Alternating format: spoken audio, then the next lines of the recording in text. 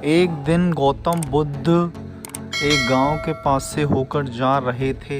तभी रास्ते में उनकी भेंट एक स्त्री से हुई।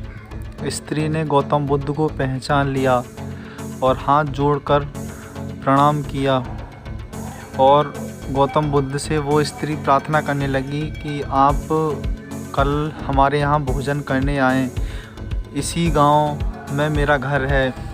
गौतम बुद्ध ने हामी भर दी। अगले दिन जब गौतम बुद्ध उस स्त्री के गांव में पहुँचे तो उन्होंने उस स्त्री का परिचय एक पुरुष से पूछा, तो वो पुरुष हक्का बक्का रह गया और उसने गौतम बुद्ध को उस स्त्री के घर ना जाने की सलाह दी।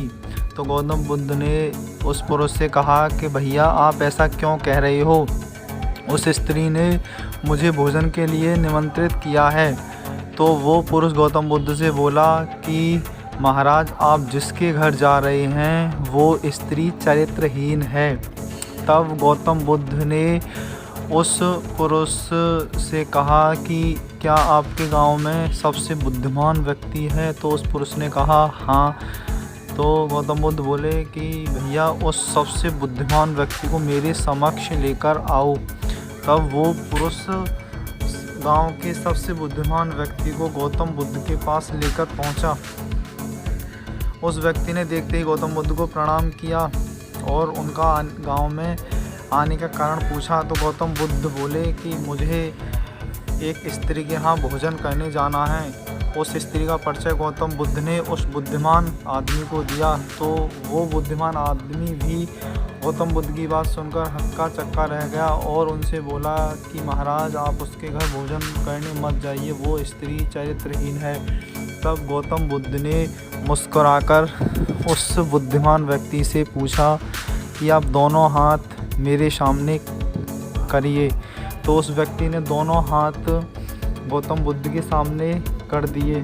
तो गौतम बुद्ध बोले कि अब उदाहरण के तौर पर एक हाथ को मैं उस स्त्री को मानता हूँ और एक हाथ को गांव के पुरुषों को मानता हूँ। अब आप इन दोनों हाथों से ताली बजाइए। तो वो व्यक्ति ज़ोर ज़ोर से ताली बजाने लगा। तो गौतम बुद्ध बोले कि आप ये बताइए किस हाथ से सबसे तेज़ ताली बजी है?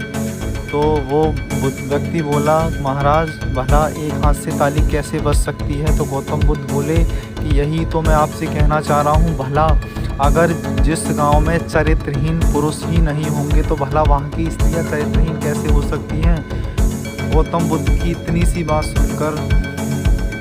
सुनकर वो बुद्धिमान व्यक्ति गौतम बुद्ध के चरणों में गिर पड़ा और उनसे माफ़ी मांगने लगा कि महाराज प्रभु हमें क्षमा कर दीजिए, हमें अपनी गलती का एहसास हो गया है। आपने बिल्कुल सही कहा है, जहाँ पुरुष ही चरित्रहीन नहीं होंगे तो वहाँ की स्त्रियाँ चरित्रहीन कैसे हो सकती हैं? इस पर गौतम बुद्ध ने उस बुद्धिमान व्यक्ति से कहा कि दूसरों की गलतियाँ हमें बहुत जल्दी नज़र आ जाती हैं, हम अपनी गलतियों को नज़रअंदाज करते रहते हैं। अगर हम ठंडे दिमाग से अगर अपनी गलतियों के बारे में सोचें तो हमें दूसरों की गलतियां नज़र आना बंद हो जाएंगी। तो दोस्तों ये छोटी सी कहानी हमें यही सिखाती है कि दूसरों की गलतियों को देखने की बजाय खुद की गलतियों पर भी कभी कभी विचार कर लेना चाहिए कि हम में भी बहुत सारी गलतियां हैं, इसलिए दूसरों की गलतियों को किसी दूसरे के सामने बखानना, किसी की हंसी उड़ाना, मजाक बनाना ये ठीक नहीं है। क्योंकि कबीरदास जी महाराज ने भी कहा है, बुरा जो देखन मैं चला और बुरा ना मिलिया कोई, और जब दिल आपन खोल लिया तो मुझसे बुरा ना